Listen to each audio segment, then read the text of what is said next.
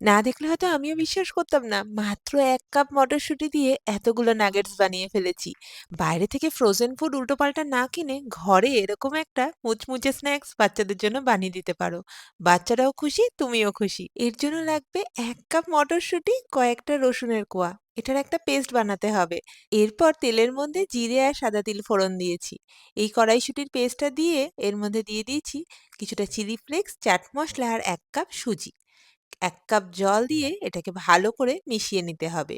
স্বাদমতো নুন দিয়ে যতক্ষণ না এটা কড়াই ছেড়ে উঠে আসছে ততক্ষণ এটাকে রান্না করে নিতে হবে। এটা খেতে এত টেস্টি আর বানানো এত সহজ, বাচ্চাদের নামে বানিয়ে বিকেলে চায়ের সাথে নিজেরাও টপাটপ কয়েকটা খেয়েই নিতে পারো।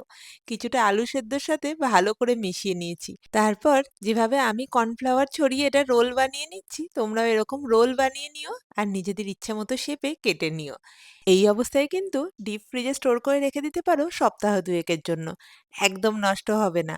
বাড়িতে পার্টি থাকলে একসাথে অনেকটা বানিয়ে রেখে দিতে পারো। এবার তোমরাই দেখো ১ কাপ মটরশুঁটি দিয়ে আমি কতগুলো নাগেটস বানিয়ে ফেলেছি। যখন ইচ্ছা করবে তখনই গরম, গরম ভেজে খেতে পারবে। তোমাদের আমি আওয়াজটাও শোনাচ্ছি।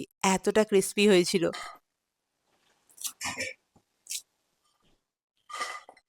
রেসিপিটা ভালো লাগলে একটা লাইক আর শেয়ার করতে কিন্তু একদম ভুলো না।